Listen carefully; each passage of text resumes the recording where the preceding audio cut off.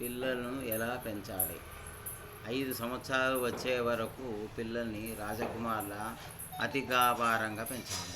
ఆ పైన 15 సంవత్సరాల వరకు సేవకుడిగా ఆజ్ఞాపించి పెంచాలి. ఆ తర్వాత 16 సంవత్సరాల తర్వాత మిత్రుల్లా భావించి పెంచాలి. అప్పుడే ప్రయోగుడవుతారు. పిల్లలను ప్రేమతో చూడడం వేరు, గాభరణ చేయడం వేరు. ప్రేమతో పెంచే ప్రయోజనాలు ఉండవు, ప్రయోజనాలు గలవు. అయితే తాను గాబరా పెంచితే మాత్రం మీకు దేశానికి కట్టుకున్న దాని సమస్యగా అవుతారు.